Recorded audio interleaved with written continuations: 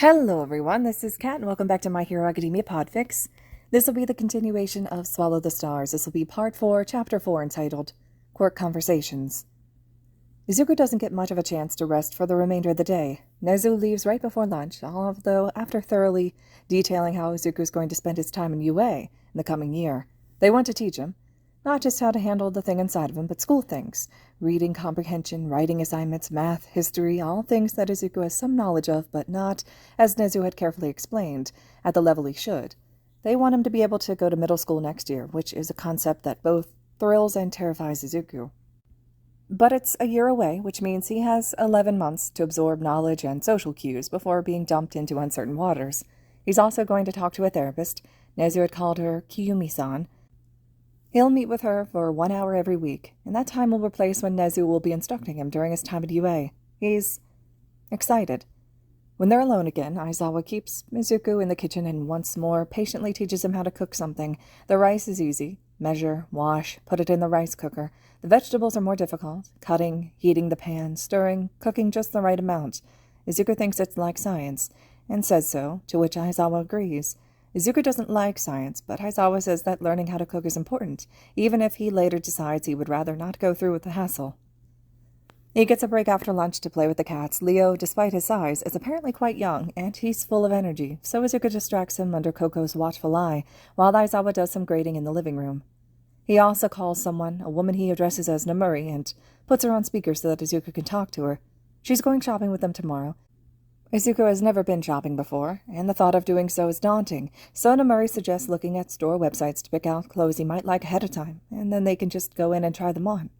So Aizawa sits with Izuku and window shops on the internet, which is also a new concept to Izuku, and that's something that Aizawa apparently finds alarming. He introduces Izuku to cat videos as soon as they've picked out a few clothes, and then begrudgingly guides him to the sites that host videos of pro heroes. Izuku decides then that the internet is the best thing in the world. Nearing 2 o'clock in the afternoon, Aizawa and Izuku are interrupted by a knock at the door. Nezu had mentioned sending someone over from the school, so Izuku goes with Aizawa to the door and peers around his side to see who it is. At the door stands a very, with emphasis, short woman with gray hair and a tight bun, a doctor's outfit, and a cane in the shape of a hypodermic needle. "Oh, hello, Shizenji-san." Aizawa steps inside, and Izuku scoots back with him to keep distance between himself and the newcomer. She's a hero if she's from UA, but Izuku doesn't recognize her. The woman shuffles inside and takes off her shoes. "Nezu says you have a patient for me." Her eyes move to Izuku. Hiding in plain sight behind Aizawa, she smiles at him. "That would be you, I presume." Confusion turns into fear at the word patient, and Izuku takes a quick step back. I'm not hurt." She's a hero, so the likelihood of her trying to hurt him is low, but Izuku doesn't think those odds will ever be zero for most people. He also knows that he's lying. Clearly recalling the way his fingernails had dug into his palms until they bled, he's hurt, but not hurt enough to be a patient. "Izuku," Aizawa says, looking at him calmly, hands in his pockets. "This is Shuzenji Chiyo, better known by her hero name, Recovery Girl. She's a healer employed at UA." Slowly, Aizawa lowers himself into a crouch, putting himself below Izuku's eye level. "Nothing has changed since earlier. Nothing bad is happening. She's just here to make sure that you're not sick or hurt somewhere that we can't see. You were in a lot of danger last night, and I didn't find you until after." After the blood and the pain in the test, after the explosion that destroyed half of a building at least and cracked the foundations on the adjacent buildings in the area. After running through the rain, none of those events live in Izuku's immediate memory, but he catches glimpses of them, sometimes through darkness, other times blocked out or hidden by static. Recovery Girl says nothing during the exchange. When Izuku turns to look at her again, forcing his eyes away from the safety that is Aizawa, she smiles at him. "Young man," she says, folding her arms on top of her cane. "Have you heard of healing quirks before?" Izuku shakes his head, and the fear melts away into intrigue. Quirks are something he knows, something he can lose himself in, and despite all the heroes that he's seen and taken mental notes on, none of them have ever had a healing quirk. "How about I explain them to you while I give you a quick checkup?" Everything becomes a little easier after that. Izuku listens to Recovery Girl as she talks about healing quirks, their rarities, and how they all work a little differently from each other. She explains her quirk in depth when he asks, and she has the decency to laugh good-heartedly when he goes on a long-winded theory session about drawbacks and uses, and oh, is her cane actually a support item? That's so cool. He's also more than a little intrigued when she mentions a healer colleague whose quirk is blood manipulation, something the man has faced discrimination for when he was a student. Kids, and adults, called it a villain quirk, Recovery Girl explains. Said he'd never amount to anything good with a quirk like that. She tuts in obvious disapproval and shakes her head, pulling out a stethoscope as she walks around to Izuku's back. He's one of the finest combat healers I've ever had the pleasure of working with, and one of the nicest men I've ever met, period. Now, I'm just going to lift up your shirt a little, and you're going to feel something a bit cold on your back. Just take deep breaths for me. Recovery Girl doesn't stay for long. She finishes the checkup, gives him a kiss on the wrist that heals his palms, and announces him perfectly healthy, if a little underweight and malnourished. When Aizawa asks about how much Izuku has been sleeping, it's a sign of something that they should be worried about. Recovery Girl then just points at Izuku and says, "He's a growing boy. Give him food and let him sleep." And then she leaves them alone in the apartment once more. Izuku decides that he likes Recovery Girl, and he carefully commits what he's learned about her to memory. Hizashi returns only after dinner has been made, and Izuku watches the cat swarm him as he shuffles his way through the door. He's dressed differently than this morning, jeans and a light blue t-shirt, and a creamy cardigan that looks so soft he wants to touch it just to see, but his glasses are the same, and his hair is still in a bun. It looks a little stiff, though, like he hadn't gotten all the product out. "Oh my god, is that Katsudon I smell?" Hizashi drops a bag from his shoulder and takes his shoes off. When Leo refuses to let him walk unhindered, Hizashi bends down and picks him up. "Shota, you're my favorite. Have I mentioned that lately?" Aizawa doesn't say anything in response, but when Izuku glances over at him, he can see that there's a soft edge to Aizawa's eyes. "Come eat," is what Aizawa eventually says. There's a plate already made for him. Izuku had dished it out himself, wanting to help in some way. "Hizashi?" Izuku starts into a question after the man has sat down, chopsticks in hand, but Hizashi splutters before he can get any other words out, and Izuku realizes it's the first time he's addressed the pro-hero by his name. "Sorry. Aizawa said you wouldn't mind." "I don't." Hizashi rushes to ashore, voice a little high and a little loud. "Oh, okay." Smiling, Izuku continues his thought. "Do you teach at UA too?" Hizashi looks sideways at Aizawa, who's pointedly not looking at either of them and is focusing on his food instead. "I do," Hizashi says, turning back to Izuku with a wide smile. "I teach English to all the years." Izuku practically bounces in his seat, finding it difficult to focus on his food. "Cool, are you fluent? Will you teach me? Nezu says that he and Aizawa will be in charge of my lessons, but if you already know English, maybe you can teach me instead." Laughter booms out of Hizashi, so loud that Aizawa flares his quirk to quiet him down, and the sheepish look on Hizashi's face makes Izuku giggle. Aizawa gestures at Izuku's bowl with his chopsticks. "Eat your food," he says, toneless. "Hizashi's obviously going to be teaching you English, even before you get to UA."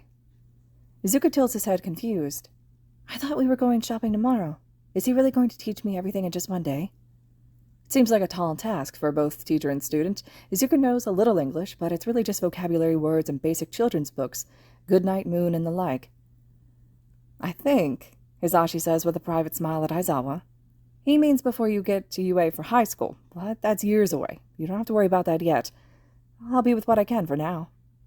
UA for high school. Izuku had never even considered it. His whole life had been confined to a facility. But even he knows that UA is a hero school, a place where kids go to learn how to use their quirks, how to think and react and move their bodies, all to save people and become heroes. The two heroes in front of him are graduates, Hizashi for certain, and Aizawa must be as well, since he's teaching there and it seems like he's known Hizashi for a long time. And if it's a school for heroes, then, well, Izuku doesn't belong there. He's quirkless, worthless, and he's killed people. Heroes don't kill people. Doesn't matter if the people that he had killed were villains. Doesn't matter that it was self-defense. Doesn't even matter that it was the thing inside of him that killed him and not technically Izuku himself. He should have been able to hold in that power better. He shouldn't have broken just because he was hurting. "Hey." Aizawa turns his chopsticks around and taps them on the top of Izuku's head. "Stop self-destructing. Even if you're not into heroics, UA has a general education track, and if you get through 2 years of middle school and want to go somewhere else for high school, you just let us know."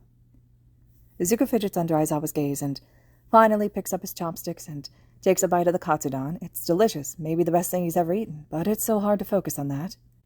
"Isn't UA's entrance exam really hard, though?" Aizawa snorts. "Yeah, hardest in the country, but you rattle off intricacies of quirks that you've only seen 5-second clips of. I don't think the entrance exam is something that you have to worry about." He looks up from his food, and maybe he sees that Izuku is in fact very much worried about it, because he sighs like Izuku's being ridiculous. "You have 2 years. We'll teach you. He gestures between himself and Hizashi. And you'll probably have the most brilliant mind in the world teaching and overseeing your education for the next year, and if you do want to go into heroics, I'll help you prepare for that too. A hero? Izuku? Even with his shaky control on whatever is currently sliding in lazy circles around his ribcage, he can't deny the thought of being a hero is kind of cool. He's looked up to him for a long time, and now he's eating dinner with two of them. He realizes that they're human, just like him. With a big smile, Izuku nods to show that he understands and is grateful simply for being presented with the option. Okay. Tension gone, the three of them tuck into their food. Hizashi talks about patrol that he just went on, how strange it is to partner with ectoplasm because he just appears everywhere and can carry on conversations between his clones. Izuku listens eagerly and tries to keep from asking too many questions, though several definitely slip out.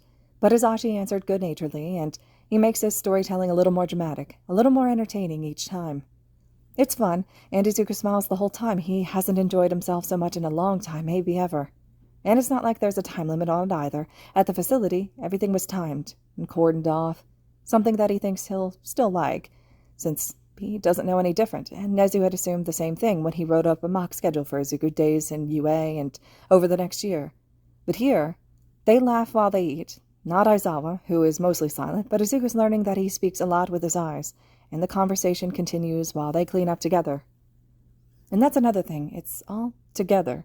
It's all done with the three of them. No one tells Izuku to do something by himself. No one excludes him for anything. And Aizawa had said that Izuku staying here wasn't conditional, that there would be no expectations, but he hadn't really believed it until now. They've barely finished cleaning up the kitchen, interrupted only by Hizashi flicking water at Aizawa, who glared initially, then flung some back a moment later, when, for the third time today, a series of knocks comes from the door. That'll be Tsukuchi, Aizawa says, wiping his hands on a towel. Hizashi starts some tea, I'll let him in. No one tells Izuku where to go, so he follows Aizawa again, though he hangs a little further back than he had when Recovery Girl arrived, and just in case he tries to trip this Tsukuchi guy, Izuku actually scoops up Leo into his arms and pets his head. Leo chirps. For such a large cat, he makes such a tiny sound, and then purrs as he settles in. The man who steps through the door is very close in height to Aizawa and is dressed in a tan hat and a long tan coat. In one hand, he holds onto a dark briefcase. He nods at Aizawa and steps past, eyes scanning the apartment in that way that makes Izuku think that he's looking for danger. That scan puts his eyes on Izuku last, and he smiles politely. Hey there, he says, taking off his coat to hang by the door, his hat coming off to hang on top. You must be Izuku. Izuku nods. You must be Tsukuchi-san. His eyes skitter to Aizawa, who just raises an eyebrow as if to ask why Izuku's checking with him about it. Tsukuchi-san nods and holds his hand out. Hesitantly, Izuku redistributes Leo's weight and reaches out to shake it. Nice to meet you, Izuku. Hopefully you can keep this guy, he gestures over his shoulder with his thumb at Aizawa, from bothering me so much at work. Tilting his head, Izuku looks at Aizawa. He's calling me a workaholic, Aizawa explains with a heavy sigh, which I resent. He gives a pointed look at Tsukuchi-san, who just laughs like he's enjoying an inside joke. Aizawa moves back into the living room, taking up his seat at the corner of the sofa. Izuku is quick to set Leo down and follow, unsure of Tsukuchi-san, even if he seems to be friends with Aizawa.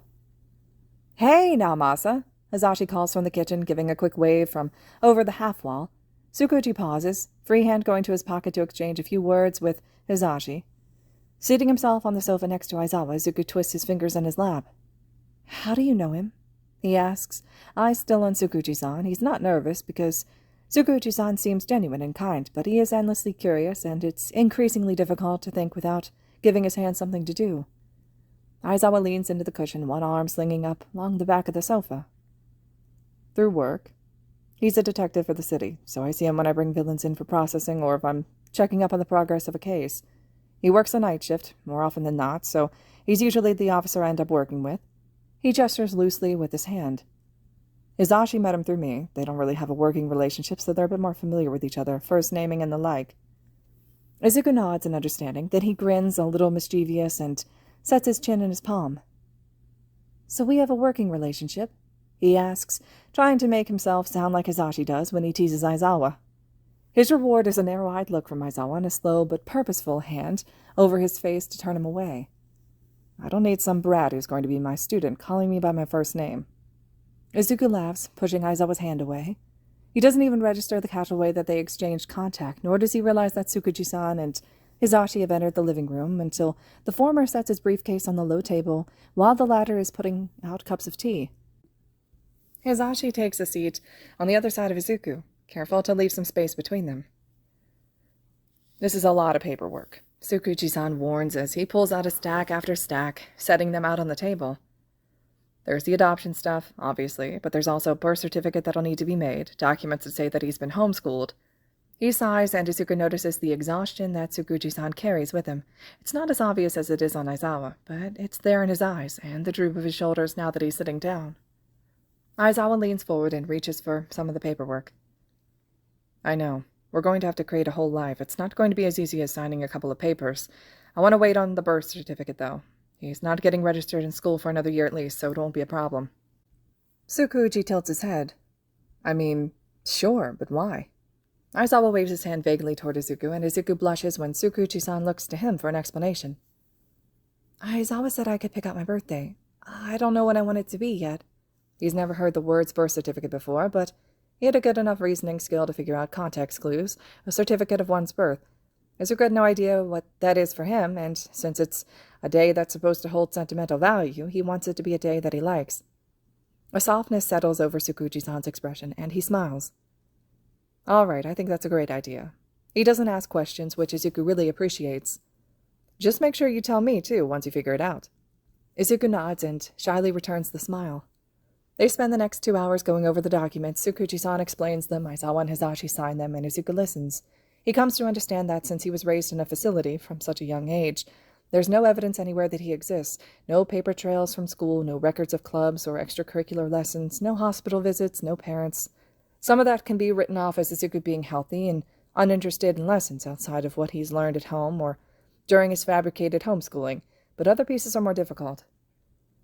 There's a discussion about what to do with his adoption papers, which Izuku only sort of understands. On the one hand, if they backdate the documents 12 years and claim that Izuku had been their son for his whole life, they risk a press leak regarding the facility and the events that landed Izuku here. But if they date it properly, then anyone who looks at that paper will ask questions about why they decided to adopt now, which could lead to a similar issue of people connecting Izuku to the facility. Lying will be involved regardless. In the end, they decide to date it properly under the logic that very few people will have access to the records, and then no one will be scrutinized by the media if anything leaks. They only pause once when the twisting of Izuku's fingers becomes painful, and he has to shove his hands under his legs to keep himself still. When Aizawa asks what's wrong, and Izuku explains that it's difficult to sit still for so long, the man huffs and moves his own hand, palm up, in a position where Izuku can see. "Touch each of your fingers, to your thumb in turn," he says while he demonstrates, index finger first, then down the line and back again. "It'll help you focus. It has an added bonus of aiding your fine motor skills. Start by doing it twice, lightly as fast as you can, and then twice slower, with as much pressure as you can, both hands." When Izuku takes his hands back from under his thighs, and he follows Aizawa's example, the document signing resumes. When there's only one document left, Tsukuji-san addresses Izuku for the first time since the whole process began. "All that's left is to register your quirk." Izuku blinks twice, slowly trying to comprehend. "But I'm quirkless." It's Hizashi that answers the unspoken question that must be evident on Izuku's face. "We have to register your power as a quirk," he explains, voice light as if they're not talking about trying to summarize a massive, ancient, arguably sentient being as something as mundane as a quirk. "Otherwise, it's going to bring up a lot of questions when you start using it." "That's a fair point, but I don't know its name." He stops touching his fingertips together and squeezes his hands into fists instead. "Can you ask it?" Tsukuji-san says, and it's clear just from that question alone that Aizawa hasn't shared everything with the detective. He shrugs at the looks given to him by both Aizawa and Hizashi, one angry and the other a little gobsmacked. "What? You keep talking about it like it has a consciousness. It wouldn't be the first quirk that comes pre-equipped with a name." Izuku hardly hears him, withdrawing into his own thoughts. Can he ask? Can he? He's never tried before, was never tested on talking to it. During all the times Izuku has released it, he was always under careful instruction and observation at the doctor's, and the 2 times since were panicked moments of life or death. He's never tried communicating with a thing that shares his body and swirls around his bones. He doesn't even know if it can communicate. The thought of purposely reaching out for that power scares him, but I can try, he says, interrupting something Aizawa was saying to Tsukuchi-san. When Aizawa looks at him, anger and fear falling off his features, Izuku nods and repeats himself. I want to try. I've never talked to it before, but I... He trails off and looks down at his hands, still wrapped in layers of bandages from last night. I don't want to lose control. I need you to cover up my palms if it gets out of hand.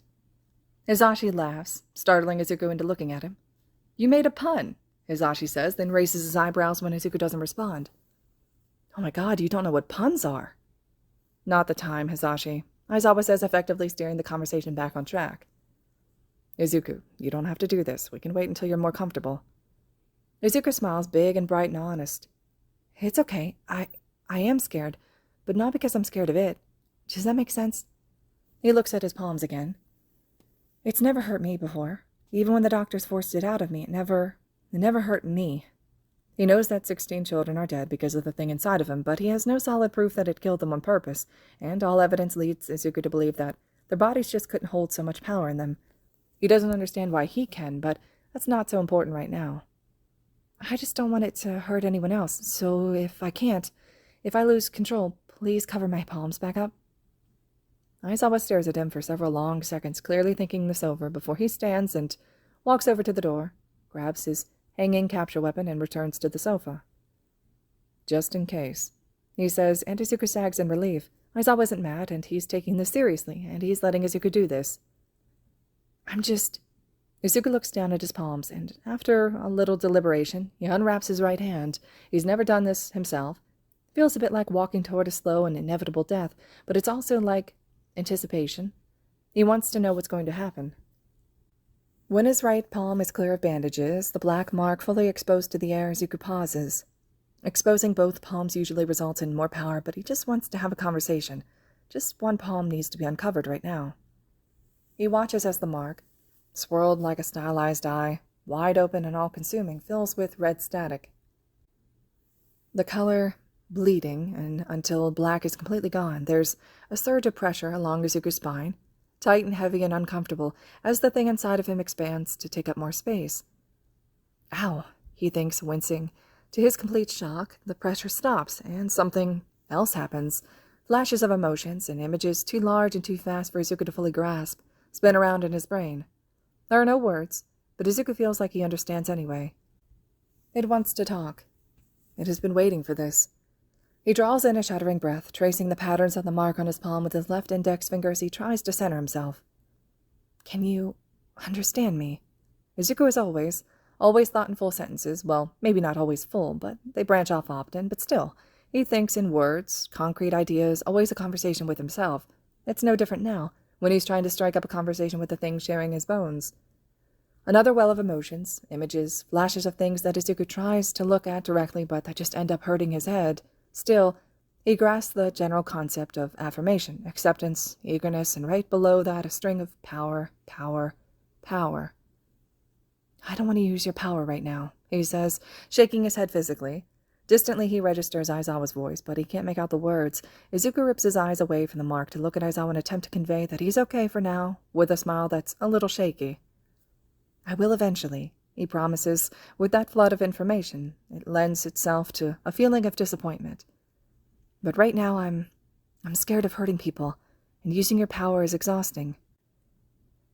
The pressure shifts away from his spine, carefully moving into his shoulders and down his arms. A conveying of strength being a necessity comes to him, and Izuku would laugh if he thought he had the energy for it. He can already feel sweat beating at his temple, and a headache coming on behind his eyes. Yeah, he definitely needs to get stronger. For now, I just want to know what you're called. Unlike with the last thought questions, there isn't an immediate response.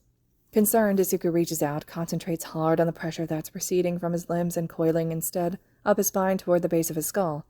Maybe it's the amount of focus he puts into it, or maybe this is important enough to warrant more than just images and feelings, but this time the answer is distinctly spoken. Amahakai. The voice in Izuku's head echoes over and over and over, multiple tones and inflections, and languages overlapping to form the word and repeat until it's seemingly seared into Izuku's brain. Thank you, he says, pushing the words through his consciousness with gritted teeth until the echoing comes to a stop. I need to leave now. I'll come back. With that promise made, Izuku puts the bandages into Aizawa's lap, holds his hand out, palm up. "Can you wrap it for me?" he asks, and it sounds weird to hear his voice out loud again. "Are you okay?" Aizawa immediately sets down his capture weapon and takes Izuku's hand. He wraps the bandages quickly but efficiently around Izuku's hand, covering the mark in seconds. Izuku can feel the red color sliding out of the mark, just like he can feel the pressure inside of him settle back down near his ribcage and go dormant. Izuku nods a few times, reaching up to wipe away the sweat on his forehead and rub his eyes. "Yeah, it's hard. Takes a lot of energy. It says I need to get stronger to be able to handle its power." "Oh, good. So you won't complain when I hand you a training menu, then?" Aizawa asks, and it doesn't sound like he's teasing, but his lips tip up on one side, so Izuku laughs. "I won't. Promise."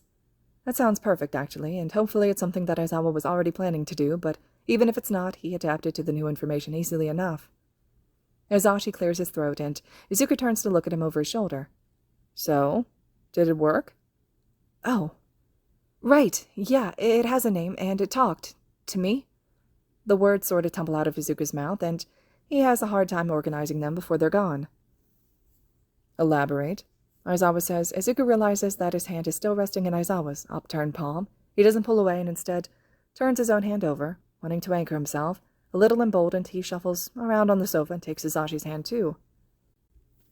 Describing the way he had communicated inside of his head is harder than he thought. It's one thing to experience and just understand, but it's completely another thing to have to put those emotions and pictures into words that don't sound insane.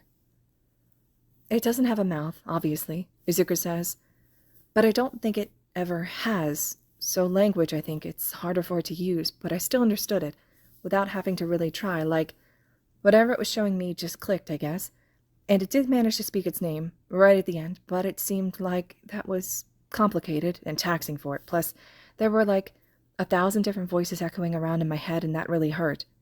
He winces at the memory, and shakes his head to get rid of it. "But its name is Amahakai." Tsukuchi dutifully writes that down on the registration form. "Type?" he asks, either unconcerned about the very strange quirk that he's recording or doing a damn good job of hiding it. "Emitter," Aizawa answers immediately, having probably put some thought into this already. He hasn't taken his eyes off of Izuku. "You have your first homework assignment," he says. "Tomorrow, before Namuri shows up, you are going to analyze Amahakai the way that you analyze hero quirks." "I could do it tonight," Izuku says, not arguing, never with an adult, absolutely not, but making it clear that he would be willing to do so. But Aizawa shakes his head. "You did good tonight. Don't push it. Go ahead and take a shower. Hizashi can give you the other set of clothes that he bought and show you how the shower works." It's a dismissal if Izuku's ever heard one, but it's also the kindest one that's ever been directed at him. "Okay," he says, taking his hand back from Aizawa and getting to his feet. He's actually kind of relieved that Aizawa's making him go relax because he's tired and sore, and honestly, now that he's on his feet, he feels like he'd rather just lay down. Izashi stands beside him and gives his hand a squeeze, so Izuku bows to Tsukuchi. "It was nice to meet you." "We'll see each other again, I'm sure," the detective says with a kind smile. Izuku returns it and then follows Hizashi toward a small bathroom situated in the middle of the hallway. Once he's showered and dressed in the extra clothes, Izuku returns sluggishly to the living room, dragging his feet, his eyes barely open. "Oh no," Hizashi laughs, getting up from the table. "He's become a zombie Shota." Careful not to touch him, Hizashi guides Izuku toward the couch, where Izuku promptly collapses and buries his face in the pillow. "Do you want some water, Izuku?" Water or sleep? He did just take a hot shower. "Yes, please," he says, but he's fast asleep before Hizashi ever returns. All right, everyone. This concludes Chapter 4 of Swallow the Stars. Chapter 5 will be next. Hope you all are still enjoying, and as always, thank you so much for listening.